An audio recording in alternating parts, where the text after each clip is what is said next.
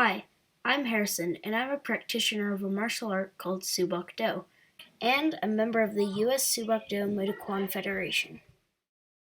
If you don't know, which you probably don't, Subak Do is a martial art famous for its elegant kicks and utilizing the hip a lot. Subak Do is also a very fun and interesting martial art with activities like staff fighting, board breaking, and even knife fighting. Today I'll be explaining the history of Subak Do. In Korean, Subak Do means hand-fist way, but its namesake goes back thousands of years. Subak Do was created by a man named Kwan, who was born on November 9, 1914, in Jeondo, South Korea.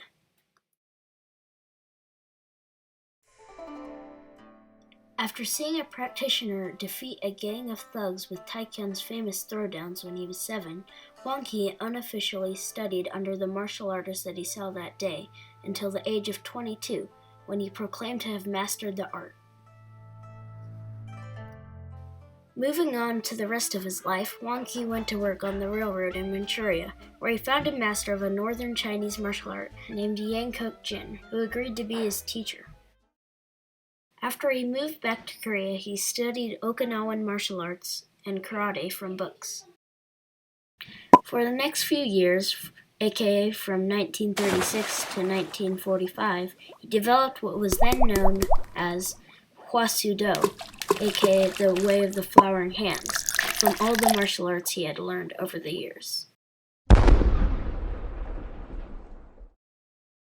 The name was not well received by the martial arts community, and he shortly after changed it to Tang Soo Do, or the Way of the China Hand.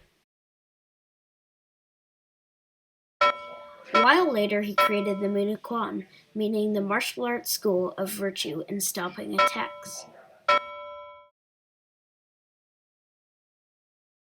In the late 50s, 9 other Kwans formed into Taekwondo. The Muay Kwan was supposed to, but pulled out in the end. At first, the art had trouble spreading globally, but eventually spread to most continents. But by the 1970s, the Muay Kwan had over 300,000 participants, and over 75% of martial artists in Korea had practiced at least once. By the late 20th century, Subak Do had grown and spread enough that by 1992, the American Muay Kwan Association was founded. In 1957, Kwan changed the official name of the martial art of the Muay Kwan to Subak Do after reading it in the Muye Dobo Tanji, a script depicting an art called Subak Ki that had been found in older northern Chinese scripts too.